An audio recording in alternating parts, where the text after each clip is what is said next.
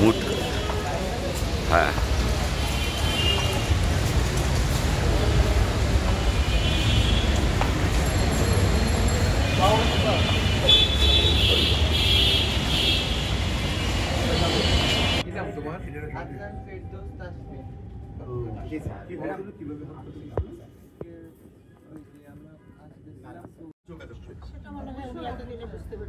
এটা খুবই গুরুত্বপূর্ণ, এইটা রাখতে হবে।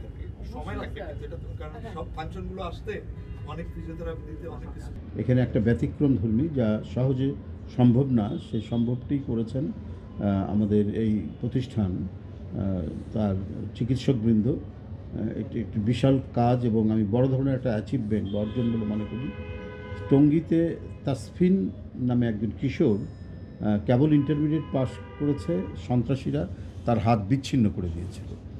সেই বিচ্ছিন্ন হাতটাকে প্রায় 21 ঘন্টা অপারেশন করে তারা 21 ঘন্টা পরে তারা সেটাকে জোড়া লাগাতে সক্ষম হয়েছেন এবং এখন স্বাভাবিকভাবে হাতটা কাজ করছে এবং আমরা নিজেও দেখে আসলাম যে আঙ্গুলগুলো নড়াচড়া করতে পারছে। মানে এখানে আসার এই উদ্দেশ্য হচ্ছে যে আমাদের চিকিৎসকবৃন্দ আমাদের বাংলাদেশে তারা প্রতিটা ক্ষেত্রে মানে চিকিৎসা বিজ্ঞানের যতগুলো শাখা আছে প্রত্যেকটি শাখায় আমাদের বাংলাদেশের সারা চিকিৎসকরা সিনসিয়ারলি কাজ করলে এখান থেকে হাজার হাজার মানুষ পার্শ্ববর্তী দেশ বা বিদেশে যায়, সে যাওয়ার আর প্রয়োজন হতো না। কারণ আমাদের চিকিৎসকবৃন্দ তারা মেধায়, মননে এবং কাজে অসাধারণ তাদের দক্ষতা রয়েছে। যে আমরা এই বাংলাদেশের মানুষ, আমরা রিসোর্সে, সম্পদে, মেধায় কোনো দিক থেকে আমরা কম নই। শুধুমাত্র একটা পৃষ্ঠপোষকতা দরকার।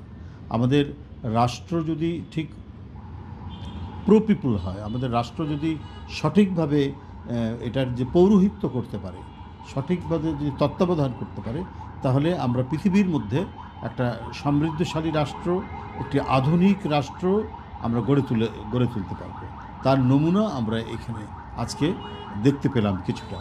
যাই হোক, আমি খুব দ্রুত তাসফিনের আরোগ্য কামনা করছি, দ্রুত সে সুস্থ হয়ে উঠুক এই কামনা করছি।